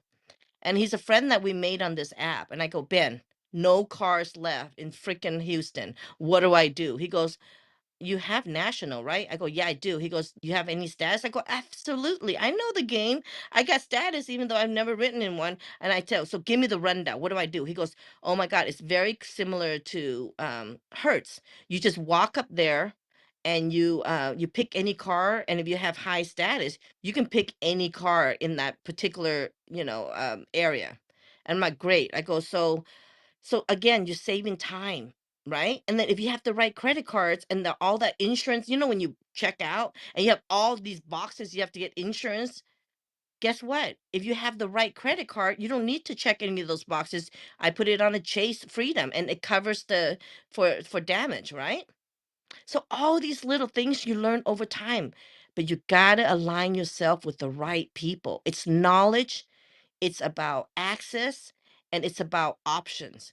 If I didn't have credit, when in 2008, when I lost all my credit, I lost a lot of money, and I had a debit card. Guys, life is different with a debit card. I'm gonna tell you. And when you go up there, you're like, you have a $500 debit card. They're gonna hold a deposit for maybe $300-400, and then the car rental was like 100 something. You got no money left. You're in panic mode because you're thinking, now I got to go to the hotel that I'm checking in, and at the time I could use cash, but nowadays, did you know that hotels, they don't take cash as deposit anymore, especially during COVID. After COVID, it's all required a credit card. And at the car rental, they can run your credit if you have a debit card, because they're thinking, I'm giving this person a $30,000-40,000 car, and they're putting down a debit card. In their mind, they're thinking, well, if you had a credit card, you would put a credit card down. So if you don't, guess what happens? They're gonna, right, Ice? They're gonna That's run you. right. They're gonna. There's a sign that says, "We have the right to run your credit if you use a debit card." Oh my God! Now, guess what? Now you're stuck because all of your funds are held up, and if it happens to be the weekend, sometimes it takes up to a week to get that money back into your bank. You're in a lot of pain, especially if you're in a hotel. If you're in a hotel and they froze all your money because it's all deposit, what if you have to, there's incidentals that went over that amount? They're kicking you out of that hotel. I'm giving you the real story, guys. This happens in real, nobody wants to talk about this stuff. They're pushing it under the rug, but it is a lifestyle. That's what credit goddess has said. It is a lifestyle. It is about option. It is the ultimate freedom of all. All right, ladies and gentlemen, you heard it right here. We're just past the top of the hour. We're in the club, mortgage syndicate club this morning. We're partnering. The P.I.L.L method is partnering with them and getting this information out. You've heard from Credit Goddess. You've heard from the Credit Ninja on this, and in fact, in the chat, Corinne says, "Listen, I'm getting ready to fly out today. I'm going to go to a concert that Credit Ninja just talked about." She says, "Listen, I'm going to fly for free, all because I have credit status. All right, got credit status. I'm flying for free to a concert and flying back the same day for free." Are you hearing, folks?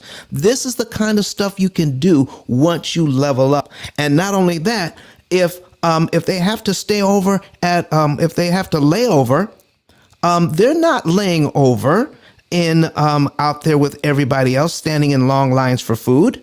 No, they're taking their credit card status and they're going straight to the lounge where they can relax. There's plenty of chargers. There's free food.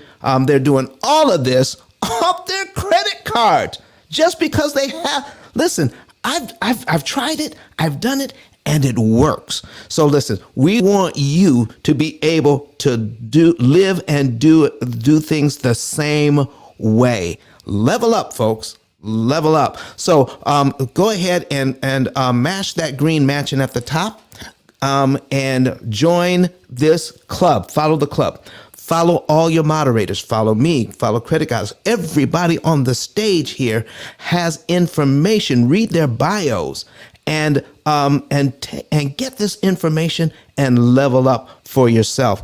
And not only that, but read the chat, read some of, and then follow some of the people that are next to you, and even in the listening lounge. There's information out here, folks, and we're giving this out for free. And Credit Goddess is showing you the game, how to level up to get your credit. And Credit Goddess, could you? I don't know if you had time to touch on this. I don't know where you stuck a pin in it, but would you have time to talk about how I can get my credit? I can get a credit card or the credit I want in seconds instead of waiting in days, because I don't want a human being to look at my credit application. I want a computer to approve me in seconds. Can you talk about that after you finish your last point? Okay, so are you talking about like getting approved for a credit card? Yes, ma'am. Okay. So I don't want to miss Dorothy's question because that was leading into business credit. Go right ahead and finish that. Okay, but that's on business credit. But I do want to answer Dwayne because that will kind of lock everything up, and then we can move on over there. And he asked, "How do I get a credit status?" And the status again is all a matter of like who you're doing business with. You want to do business with major banks, American Express, Chase, Citi. You got Discover. They have products that you can graduate up to. I'm not sure if you have any of those reporting on your credit, but this is what we're talking about optimizing. Dwayne, do you have any of the major banks reporting on your credit? It's all a matter of who you're who you're associated with. I use the analogy high value man, how high value woman. What's a high value woman? What's a high value man? And whatever you come up with as far as like how you describe them, you want to be that person too. You want to get in that circle, right? So it's all a matter of who you're associated with. So when you look at your consumer profile or your consumer report, can you say that you have a relationship with any of these banking institutions? But is that all of your cards? How many cards do you have? A lot of people like to stick with one or two. You want to be like you want to have about 10 accounts reporting, about 5 or 7 credit cards if you can, right? You want to kind of disassociate yourself with like the subprime cards. You want to level up, which is why I say this type of stuff, like this type of the credit game is all about moving strategically. It's all about moving strategically and getting aligned with the creditors and the financial institutions, so that way you can then level up to to the business credit, which we'll then talk about then. Because I also partnered with a company that actually helps startup companies get access to these type of cards, so that way they can use that towards their business. So if you don't have if you haven't established business credit, and let's tap into that. If you haven't established business credit, you can tap into business credit in 5 different ways. And this is on the personal side too, but we're going to talk about the business side. And a lot of you guys get confused with, okay, so I need business credit so I can invest in real estate. It's like, okay, well, do you know what business credit is? Because just because you have a business credit card doesn't mean that you have business credit. Credit, if you guys look up the dictionary, but I'm going to just, phrase in my own word, credit is trust. That's what that is. Credit is trust. If we look at credibility, like Credit Ninja mentioned, her credibility. What is credibility? We know about street credibility, right? What is street credibility? For anybody that was in the streets, how do you build street credibility? And I'm sure what how you describe how you build street credibility can align with how you build bank credibility. You want to make sure that your business is fundable. And when we're talking about being fundable, what does that look like? So we're talking about credibility. Credibility is someone that is disciplined, Okay, reciprocal. It is reciprocated. It's about discipline. It's about responsibility. It's about integrity, y'all. Integrity. Y'all know what integrity is. It's about integrity. That's number one on the list. It's about being loyal. It's about following through. Yes, Steve, it's about following through. How many people can you say in your life that you can say, if they say they're going to do something, they do it? Women, if you have a man that say they're going to do something and they do it, don't you find security in that? When a man say, I'm going to do this on Monday, I'm going to do this on Tuesday, and he does it when Tuesday come around with no excuse, don't you find security in that? So when we're talking about credibility, that's what I mean. That's how you build status, Dwayne. Is credibility. So the relationships that you're building with the banks and the financial institutions, you know the principle. You follow through with that. No excuse. You know how many people that just have no idea how credit works. And when they tap into that credit card, they go and run it up. And when they can't pay it, they say, oh, you know what? They're going to get it when they get it. Is that credibility? Being punctual, right? Is that credibility? That person lost all credibility if you don't follow through. That person lost all credibility when they don't do their part. Somebody said it's reciprocal. It's reciprocal. You're going to reap the benefits if you do your part, and vice versa. They're getting what they're getting out of the deal, and you're getting what you're getting out of the deal. So that is how you build credibility. And I'm speaking on a relationship point of view, so that way I can get every single last one of you to understand how credit works. I don't want you guys to focus so much on the score. I want you guys to focus on the fundamentals and what is expected from you. I can't do that for you. I can only coach you, but I can't do that for you. And this is the reason why, if anyone is wondering, how can I help? Because I got a lot of back channel where people say, how can you help me with credit? I'm going to coach you, and you need to implement, especially if you're trying to get to the status that Credit Ninja just mentioned. It's a lifestyle. It's not an overnight thing. It's not. And just because you have a 800 credit score or 850 credit score still doesn't mean that you're going to get approved. It's just a book cover. But when they open up that book, what does that story say about you? And it needs to be a long and extensive and a really good one. That's what they're looking for, especially if you're trying to level up to business credit. Now, let's tap into business credit. Dorothy, you mentioned about NAV, and I know a lot of you guys, I don't know how many of you guys have NAV, but I am a NAV business loan broker, and NAV has a product, and it's a credit monitoring system, and it pulls information from the 3 credit reporting agency, including your personal credit as well. So you get your Dun and Brad, you got your Experian, and you got your Equifax. NAV does not, you don't, okay, let's say this. You have to get your Dun and Brad profile set up. You need to get your Equifax and your Experian for it to be pulled by NAV, if you get what I'm saying. Now, the benefits of NAV is that they have 2 plans. They have the $39 plan and the $49 plan. Boy, you guys are responding. Thank you. They have the $49 plan and the $39 plan. And those 2 plans, anytime you make your on-time payment or your subscription payment, it will actually report as a trade line. All right. So if you're trying to establish business credit, you need to establish relationships with other vendors, especially for those that are starting off. For those that are starting out, establishing credit, you need to have trade lines. The types of trade lines that you have on your personal credit, you need to have trade lines on your business credit as well. That's how you establish credit. So many of you guys are in different industries. Many of you guys have different types of businesses. You want to do business with other business. That now we're talking about business credit. On the personal side, it was business to consumer. You have the creditors, you have the loans, you have banking institutions that was doing business with you as a consumer.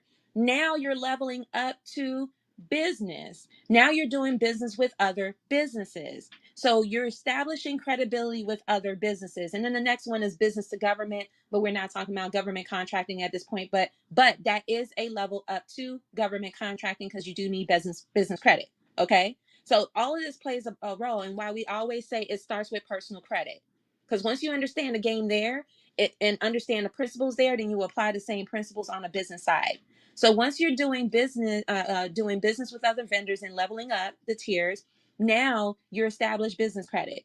Now your business credit you build with on your end based on what you need for your business. Okay, so that's how NAV works. NAV pulls the information from the 3 credit reporting agency, including your personal, and it gives you your score. Just like if you were to apply for myfico.com, Identity IQ, ID Club, Experian.com, they're pulling information from the different credit reporting agency and giving you your credit report, including your scores.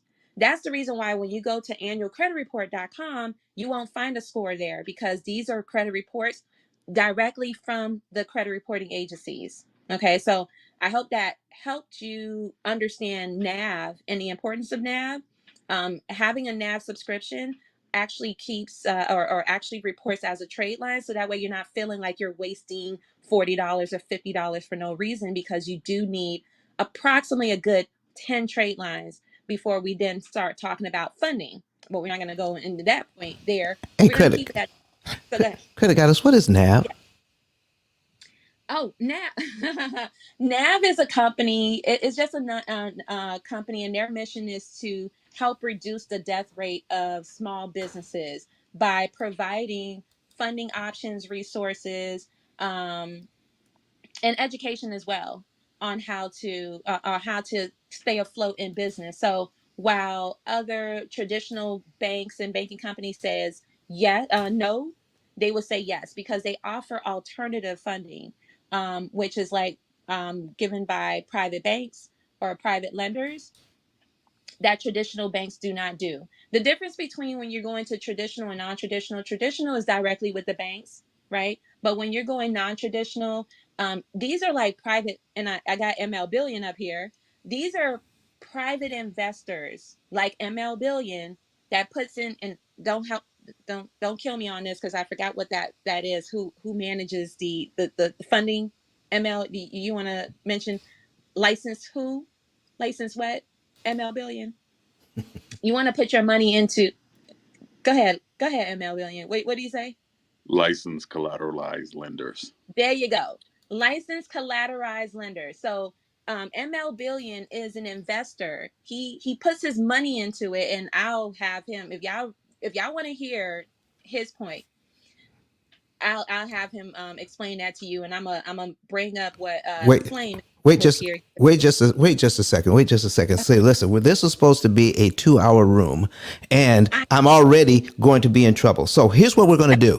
The folks online, we are going to at the end of the 2 hours, the folks online that are watching us live on Facebook, on YouTube, on LinkedIn, and on Twitter, we're going to have to let you go at the bottom of the hour. So if you want to continue the conversation, come on in here to Clubhouse. And if you don't have Clubhouse, download it and find us. You'll find us in the Mortgage Syndicate room. So you want to come on over. We've got just a couple of seconds left here. And we got good information, and we just got some new moderators on the stage to help talk about this subject. Credit Goddess, do you have some additional time? If not, I understand. Listen, we can go all the way through. You know Come that. on now, come on. So that's what we're talking about, folks. Listen, you've been in the mortgage syndicate all this morning, getting this information, and this information has been brought to you by the P.I.L.L Method Club. So follow the mortgage syndicate, follow the P.I.L.L Method Club as well, and then follow all of your moderators. You're going to get some really great information. And so, folks, so that we can properly say goodbye to everyone who is online watching us, please know this: that we're going to be right back here on Wednesday. And on Wednesday, we're going to be talking about these high interest rates again, and how. On Friday, we talked about how real estate agents can make more money in this climate teaching their clients how these higher interest rates can actually work to their benefit. We're going to do the same kind of show on Wednesday for MLOs, mortgage loan originators, how you can help your clients level up and how you can sell more by helping them to understand that they don't have to be afraid of 7% interest rates, because it is actually easier to save money and to pay loans off faster at the higher interest rates than it is the lower ones. We're going to show you how all of that stuff fits together and why we have been bamboozled into thinking that the lower interest rates are the better ones and the higher interest rates are the worst ones. So listen, folks, we're going to hear from Dr. Eric Thomas one more time, and how you can level up your credit situation. Once you get the credit, you want to be able to pay it off cheaper and faster by getting your savings and earnings report from the P.I.L.L method.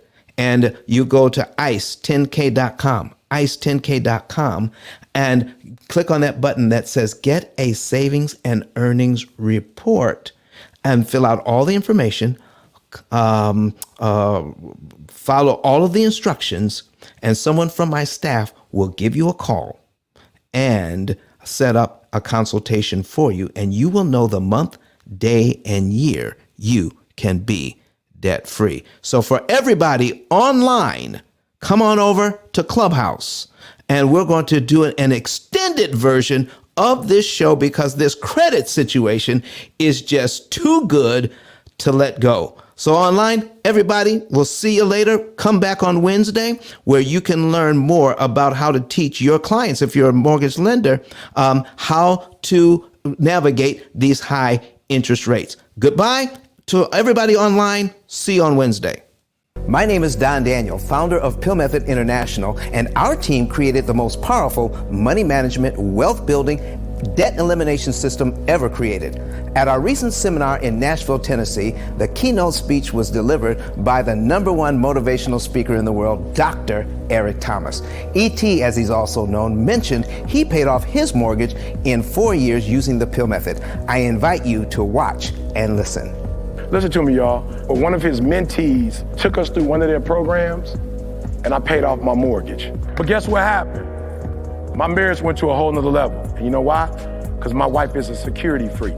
And even when I blew up, my wife would be like, oh, you blew up, but how long is you gonna keep making this kind of money? I was like, I don't know, forever. She's like, you sure?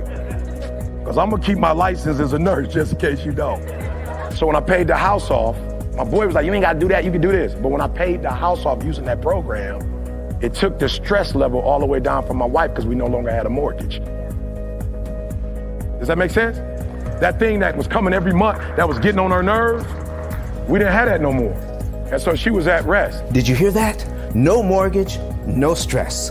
If you would like to become debt and mortgage free within an average of 7 to 9 years by cutting your interest costs by up to 75%, go to pillmethod.com and request a savings and earnings report today.